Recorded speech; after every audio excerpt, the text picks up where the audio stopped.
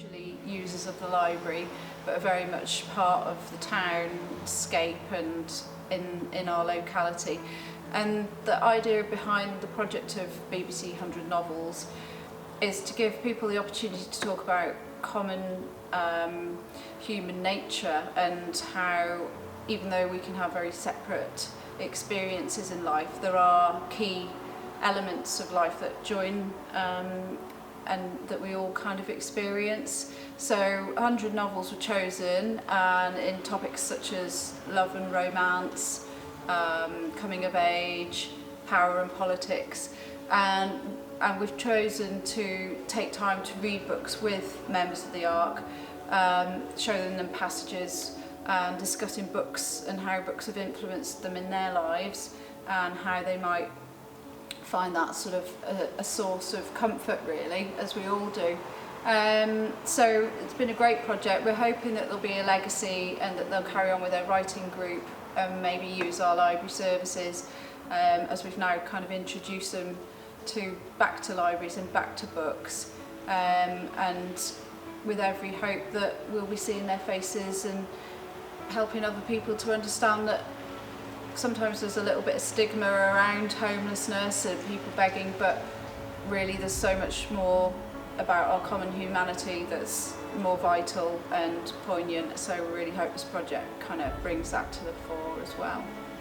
I'm showing my book that shaped my life, which is called Alchemist, and it's by Paulo Coelho.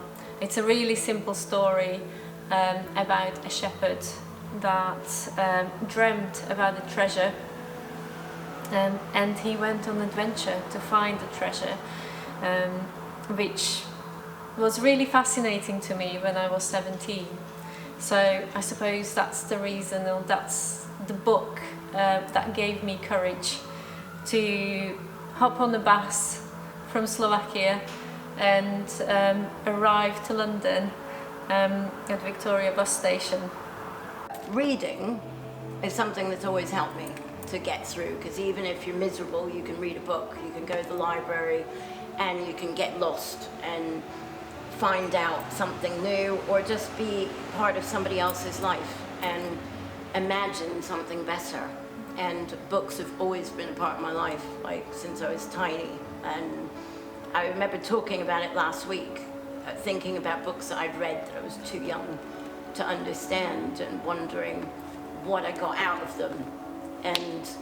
And even now, you know, you think about, you can read all sorts of things and they can give you something that you wouldn't have had before. So I'm hoping that the people at the ARC will find that, you know, that they'll find some way of it expanding their existence, be it through drawing or through a graphic novel that they might be intimidated to read the actual novel by, or anything like that.